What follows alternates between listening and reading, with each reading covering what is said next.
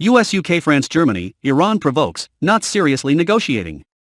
Iran's decision to increase uranium enrichment by 60% has caused the West to question Tehran's negotiating attitude as contrary to the constructive spirit. The United States and three European powers, Britain, France and Germany, oppose Iran's decision to increase the purity of enriched uranium to 60%, Reuters reported. U.S. Foreign School Antony Blinken said the decision to increase uranium enrichment was a provocative move and raised questions about the seriousness of Tehran with nuclear talks.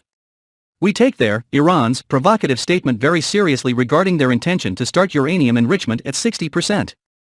I must say that this step raises the question of the seriousness of the uranium level of Iran for the nuclear talks," Mr. Blinken said.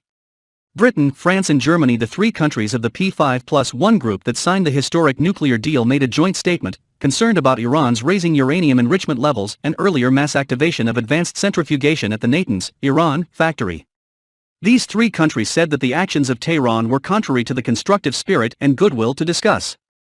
Iran's announcements are particularly unfortunate because they come at a time when all parties are involved in the deal, and the US has begun substantive discussions, with the aim of finding a diplomatic solution.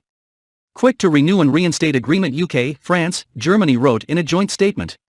Meanwhile, Iran's supreme leader, Archbishop Ali Khamenei, criticized that the United States was trying to impose terms favorable to Washington during the negotiations, while Europe was said to be bowing to people.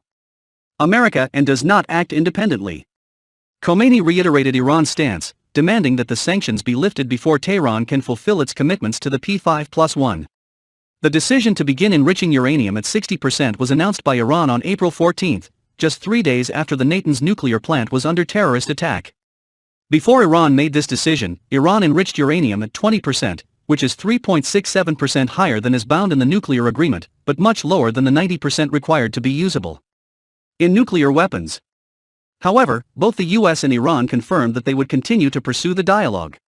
On April 14, the White House press secretary said the indirect negotiations between the US and Iran would be resumed from April 15.